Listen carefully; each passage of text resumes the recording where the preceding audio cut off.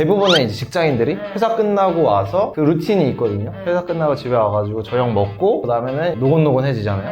그럼 이제 TV 보다가 막 소파에서 잠들거나. 근데 되게 합리화를 많이 하는 게 나 오늘 열심히 일했으니까, 그리고 또 주말에도 뭐 약속도 있고 하니까 좀 쉬어야겠다. 근데 이렇게 합리화를 계속하면서 안 하는 경우가 많은데,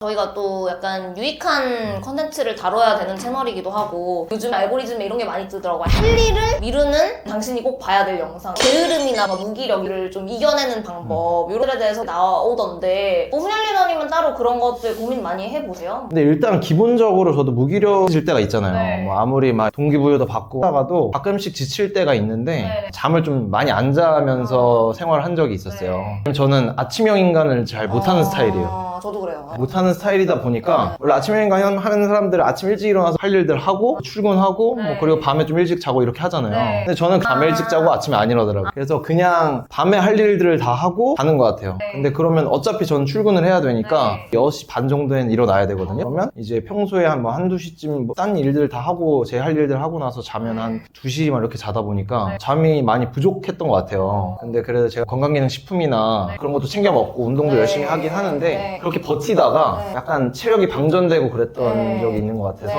그래서 이번에 설에는 좀 쉬어야겠다라는 생각으로 좀 푹 쉬었던 것 같아요. 완전 푹 쉬면서 에너지를 끌어올리는. 맞아요. 그래서 진짜 좀 만약에 내가 지금 잠을 별로 안 자고 있다거나 그렇다면 수면도 되게 중요한 것 같아요. 수면. 근데 진짜 네. 너무 중요한 부분인 것 같아요. 사실 우리가 자는 시간 동안 피부부터 해가지고 건강의 모든 것들이 다 재생이 되고 에너지도 다 그때 생기는 것 같고, 저도 어떻게 보면 게으름이나 무기력이 단순히 내가 그냥 자기 개발을 하다가 질려가지고 그런 거라기보다 에너지의 차원이라는 생각이 많이 들더라고요. 저도 우리 크루들이랑도 굉장히 많이 하는 얘기지만 결국에 무기력해지고 게을러질 때는 자기 기분을 최대치로 끌어올리는 게 저는 되게 중요한 것 같아요. 그래서 저 같은 경우에는 이제 제가 커피를 되게 좋아하고 또 제가 연남동 쪽에 좋아하는 카페가 있는데 거기 커피가 너무 맛있어서 나름의 어떤 감성을 가지고 코트를 입고 모카를 마신다든지 그러면서 거기 한 바퀴를 돌면 기분을 조금 상기시킬 수 있는 그런 환경이 또 되기도 하고, 내가 안 가봤던 곳이라든지 뭐 새로운 공간을 방문을 해가지고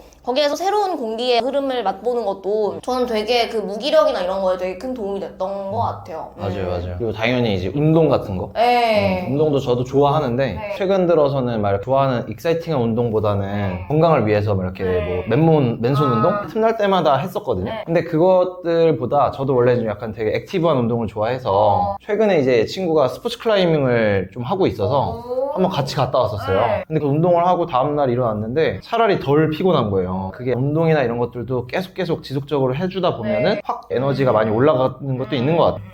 근데 그거 말씀하셔가지고 저도 생각이 났던 게, 제가 정확히 무슨 책이었는지 기억이 안 나는데 거기에서 보면 그런 얘기가 나오더라고요. 자동차 엔진이 뜨거워지는 거 있잖아요. 자동차 엔진이 달려야 뜨거워지는 거지 뜨거워져서 달리는 게 아니라는 거죠. 그래서 우리가 무기력하고 이런 것들이 몸에 에너지가 남아나지 않아서 라고 생각할 수 있지만, 우리가 또 무엇이든지 운동이든지 독서든지 뭐 나가서 활동을 한다든지 하고 나면 그 결과로서 에너지가 업되는 그런 것도 사실 맞는 수순인 것 같다, 뭐 그런 생각이 드는 것 같아요. 완전 맞는 얘기이신 것 같아요. 저도 그냥 그런 생각이죠. 보면 대부분의 이제 직장인들이 회사 끝나고 와서 그 루틴이 있거든요. 회사 끝나고 집에 와가지고 저녁 먹고 그 다음에는 노곤노곤해지잖아요. 그럼 이제 TV 보다가 막 소파에서 잠들거나 막 그러고, 특히나 겨울에는. 근데 그런 경우가 많죠. 근데 되게 합리화를 많이 하는 게 나 오늘 열심히 일했으니까, 그리고 또 주말에도 뭐 약속도 있고 하니까 좀 쉬어야겠다. 근데 이렇게 합리화를 계속하면서 운동을 안 하는 경우가 많은데, 진짜로 그 시간에 차라리 피곤해도 운동을 하고 지금 얘기하신 것처럼 뛰거나 달리거나 하면 에너지가 확 끌어올라서, 저 같은 경우에는 그냥 집에 와서 밥 먹고 있으면 졸린데 밥 먹고 이제 운동하고 오거나 하면은 정신이 맑아지더라고요. 그러면 더 뭐 책을 읽는다거나 아니면 뭐 강의를 듣는다거나 그런 것들이 훨씬 더 집중 잘 되는 것 같아요. 그렇게 치면 사실 헬스장 등록하거나 유료 독서 모임 같은 거 나가면 어쨌든 돈이 드니까 이제 장치를 둬서라도 에너지를 끌어올리는 게 결과론적으로 봤을 때는 훨씬 그 수익적인 면에서도 효율적일 수 있겠네요. 그렇죠. 그리고 대신에 가까운 데로 하는 게 좋은 것 같아요. 운동을 한다거나 하는 것도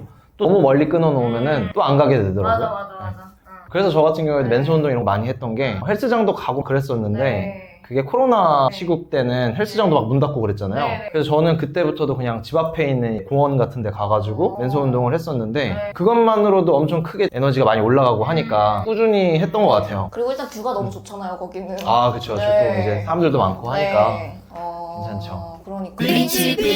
그리고 사실 내가 만약에 계속 무기력하고 게으르다 한다고 그러면 요즘에 소모임이나 문토나 뭐 이런 플랫폼들이 되게 잘 돼 있으니까 사실 그쵸, 당근도 그쵸. 들어가 보면 요즘에 이웃 이제 해가지고 거기 근거리에서 이렇게 모임하고 하는 거 있잖아요. 맞아. 아예 그냥 당근마켓에서도 뭐 그죠. 커뮤니티를 네. 열 수가 있더라고요. 네네네. 네. 그런 것들을 그냥 강제적으로 어쨌든 신청을 해놓고 그날이 되면 어쨌든 몸뚱아리는 거기 갈 거니까 거기 가서 이제 또 새로운 사람들이랑 만나면서 또 동기부여 받고 하는 것도 너무 좋다는 생각이 드네요.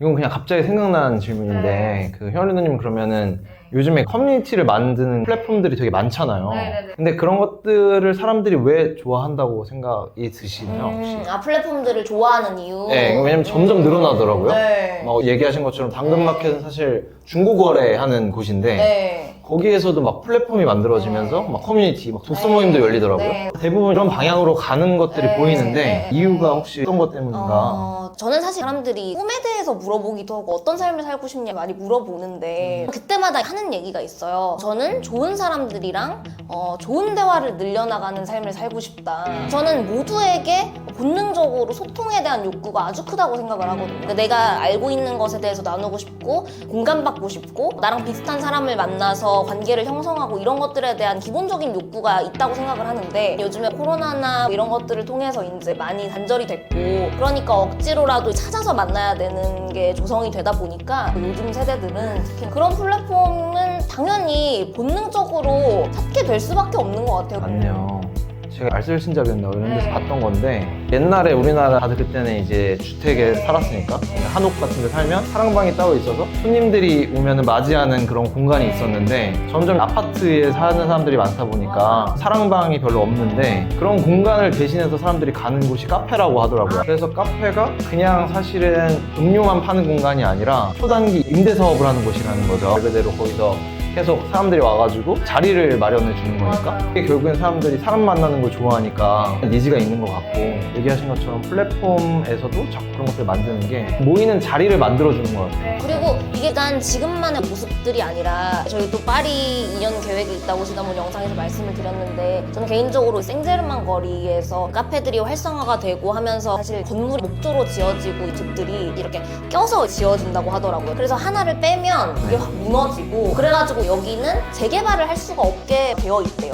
그러니까 집들이 당연히 낡을 수밖에 없고 도시촌 같은 분위기가 형성이 되는 거고 뭔가를 하려고 하는 사람들은 나와서 카페에서 작업을 하는 거죠. 근데 그러면서 그 생젤망에서 뭐 해밍웨이라든지 뭐 앙드레지드라든지 이런 사람들이 거기서 작업을 하고 거기서 또 이제 시너지가 나면서 더 활성화되고 많이 생겼다고 하더라고요. 저는 이제 여러모로 이런 플랫폼들이 활성화되는 건 너무 좋은 현상인 것 같다. 프랑스 살롱 같은 경우에도 나중에 보면 혁명의 시초가 되는 부분들이 분명히 있었으니까. 네. 맞아요. 이렇게 갑작스러운 질문에도 이렇게 또 고퀄의 대답을 해주셔가지고 아 진짜로 이게 지금 생라이브이기 때문에 진짜 생각난 거 물어봤는데 네.